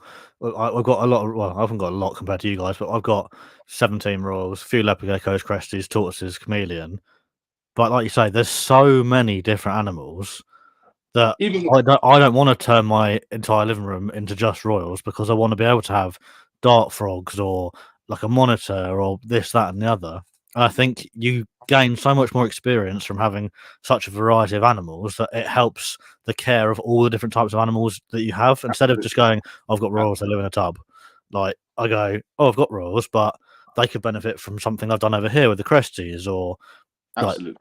yeah. So that's amazing. Absolutely, the husbandry is it crosses over constantly because Yeah. you might find success somewhere with a different species that you weren't expecting because of the different living requirements, because of the different enclosure, that suddenly give you ideas to prompt you to potentially better. I mean, when we started, I was one of the most anti-tub people ever. Yeah. I had all my like 30 odd royals at the time, all in vivs, and I couldn't get these things to feed for love nor money. You know, it was sporadic. They bred in them, they fed in them sporadically. I have never seen them, do as well as they do in tubs, and they're the only thing I keep in tubs. Yeah. You know, and the only reason I do is because experience and other people's experience have shown that actually it's the best for them. It's not great for us. Don't get me wrong. Yeah, they're very stylish racks and they're pretty and they're metallic and whatever, but they're not the nicest things to look at. I'm just opening Yeah. off the tub of lignocell and water and the occasional turtle. Exactly. You go, and oh looking yeah, at a snake. there's a snake. That's nice. And the next one, like you couldn't sit there and watch them. No, whereas we've been here and this Bradley's python has been eyeing me up the entire time and just wondering why I'm in this room and why I haven't brought her something, a peace offering. Yeah. So the education side of things, I'll always keep royals. I'll always keep the animals I have now, potentially not on a big scale individually. Yeah. But a much larger scale in terms of diversity. Even if it becomes a small holding, birds of prey have always really fascinated us. The large lizards that I would never be able to keep here. A lot of the larger monitor species, and quite a few different mammal species. There's so much out there that we've not even considered really yet. Yeah. That would be the future of MJ's, whatever it gets called, because Pythons is realistically Pythons is a placeholder name. Yeah, definitely. It always was. That's what we did. And we did Instagram and YouTube and whatever. No point calling myself something else when all I ever really show at that time anyway was Pythons. Pythons, yeah. But yeah. No, that's cool.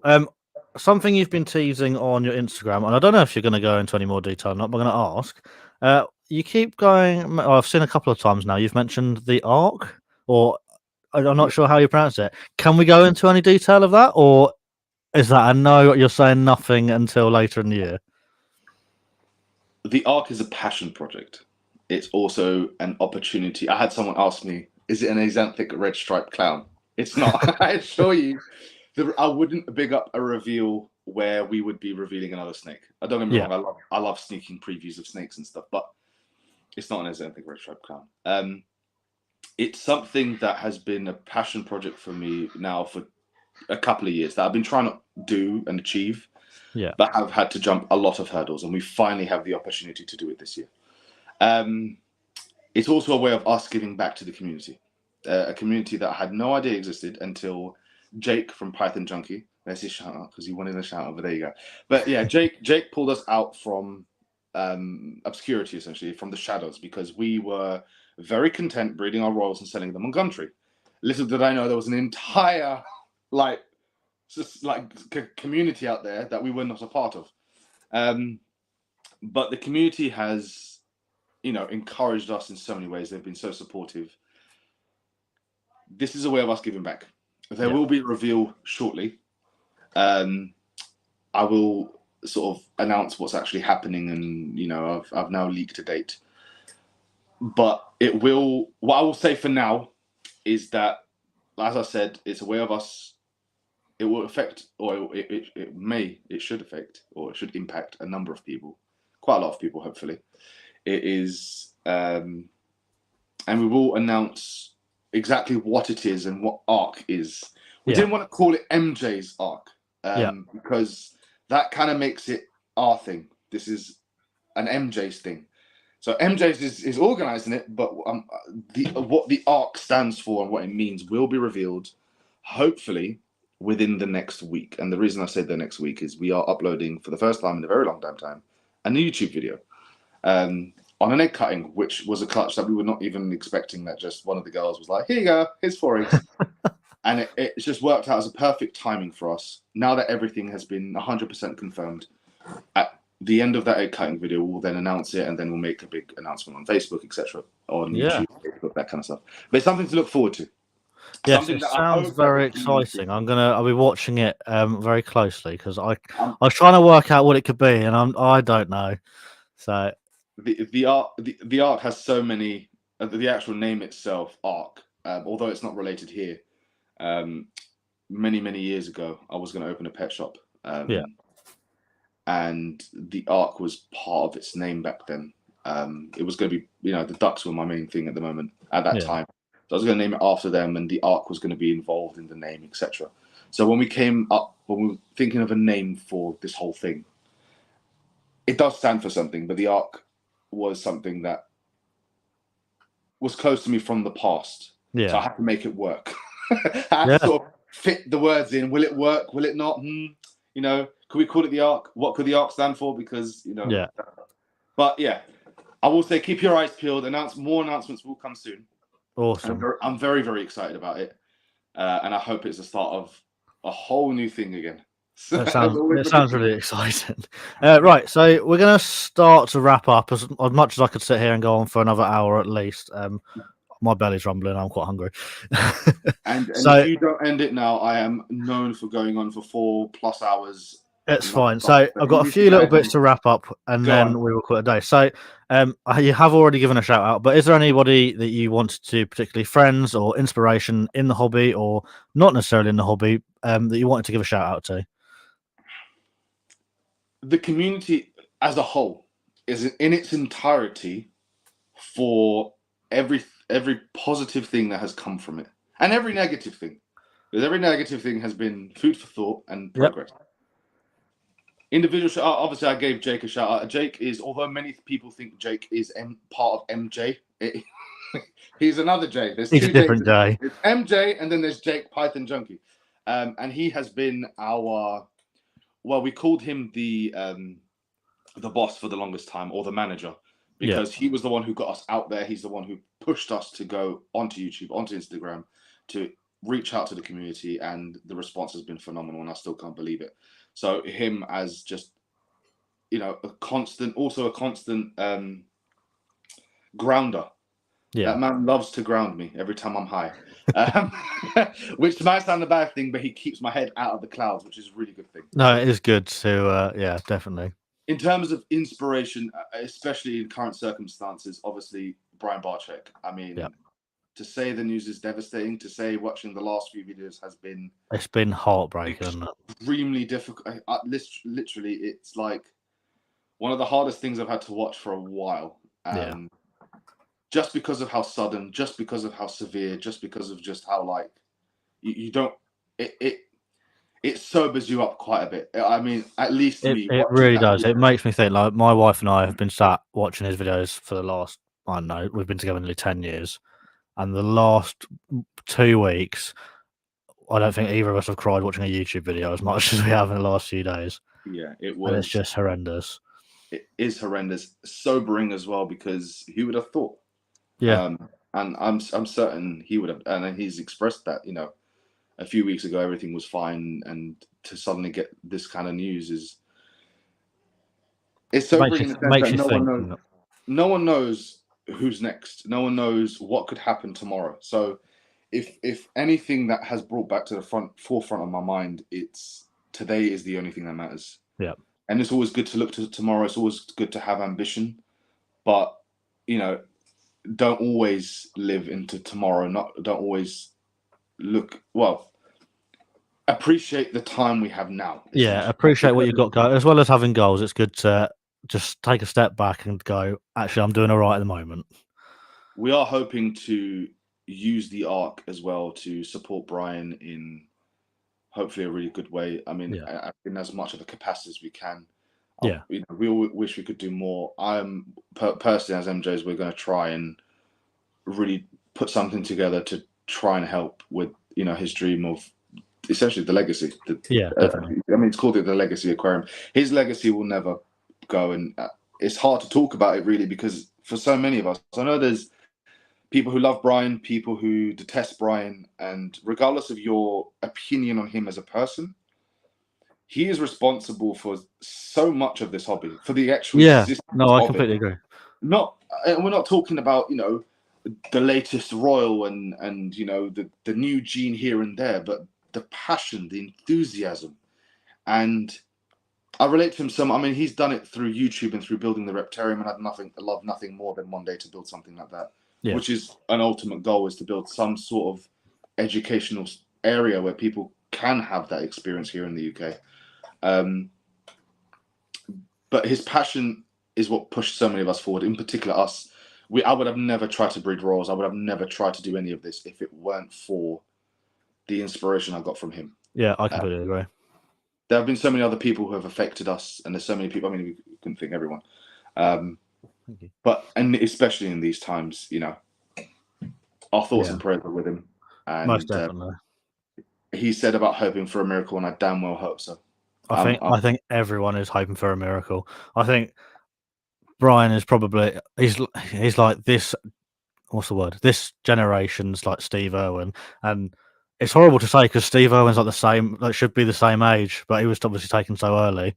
And I think we're all praying the same thing doesn't happen to Brian. He doesn't go down that same path. And not just him as well, but his whole family and his crew. Yeah, like it's devastating for all of them. I can only imagine what they are all going through at the moment. I say I can only imagine because I can't imagine it. I mean, No, it's unfathomable. It's just heartbreaking, honestly. It really is. So the thoughts and prayers for Brian from all of us over here as well. Right, let's finish off, and then we can go and have some dinner and whatnot, and have a nice end to the evening on Saturday. So I like to finish off the podcast with something I call the Hall of Shame and the Hall of Fame. Basically, you have to use your entire imagination. So basically, the Hall of Shame and the Hall of Fame. They're two halls for beginner exotic animal keepers or reptile keepers, however you want to say. So they have to walk through the Hall of Shame first, and in the Hall of Shame are pedestals where every single guest has put something on in the Hall of Shame that is a bit like Room 101. So, I was given that bit of advice, or I've used this, it's crap, no one should ever use it. It's there. And then once they've gone through the Hall of Shame, they're into the Hall of Fame, which is all the good bits. And we like to finish on a good bit. So, what would you put in the Hall of Shame? Last podcast, Paul Burrows from Paul's Monsters added red bulbs. So, what is your item for the Hall of Shame? Specifically item. It doesn't have to be an item. It can be advice. Okay, just so I'm clear before I start right now. Go on. Advice to disregard or advice to give? Disregard in the Hall of Shame.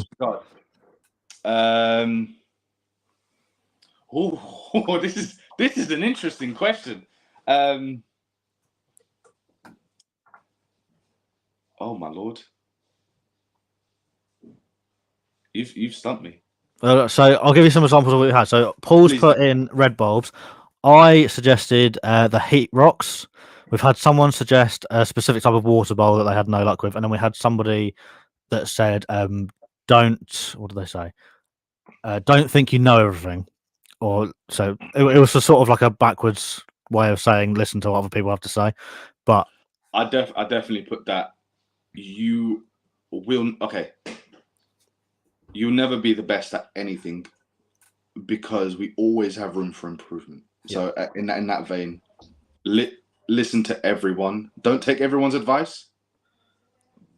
Yeah, but listen. But listen to it. Yeah, don't be deaf to advice. Yeah, cool. And the Hall of Fame. So something that you would recommend everybody either goes and gets or uses or listens to. What is your Hall of Fame item or advice? Just because of my background, just because it's going to be really cliche and cheesy. That's all right. We like cheesy. Education. Yep. You don't need a piece of paper to be educated. You don't need a certificate to be educated. and you don't need to go on a course to be educated. Education comes from everyone and everywhere, and don't always think that the people you see, quote unquote, at the top are the only source of information out there. Everyone, starter, someone who's been experienced, someone who's been doing this their entire lives, everyone can teach you something. So the one thing I would say for everyone, it doesn't matter what species you keep, it doesn't matter what part of the hobby you're in, whether you're into breeding or keeping, just educate yourself as much as possible. Only you and the animals can benefit from it. So that would be my...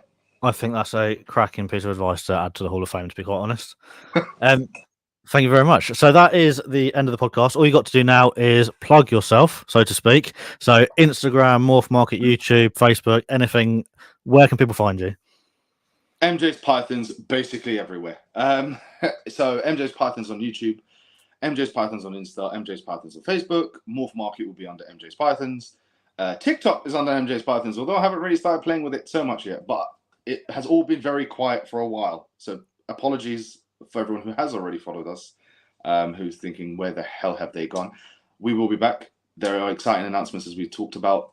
Many things are happening. We will keep you updated. I'm hoping to be back on my feet in its fullest very, very shortly, like from now, hopefully. Awesome. This is the start. This is the start. Thank you so much for having me on, by the way. You're very welcome. I've really enjoyed our conversation. I'm just going to kick you out now and finish off the rest of the podcast. But thank you very much. Really enjoyed chatting to you, man. And I will catch up with you guys soon. Absolutely. Take care, bud. Nice one. Cheers, mate. Oh. Right, so there we go. Thanks for listening to that. That was almost 2 hours, and I enjoyed every single second of it.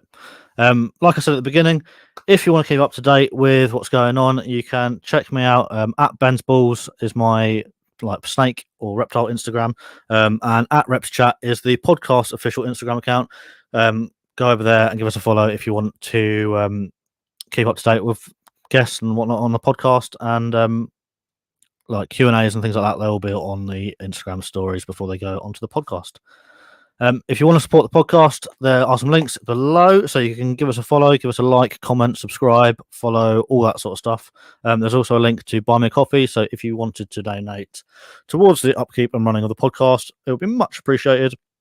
And it's the cost of a coffee down there. Companies and anybody else listening, if you want to, there are sponsorship opportunities available, so feel free to slip into my DMs. But apart from that, we will see you or hear you in your ear holes in the next 2 weeks. So yeah, that's me. Thank you very much, and till next time. Bye bye.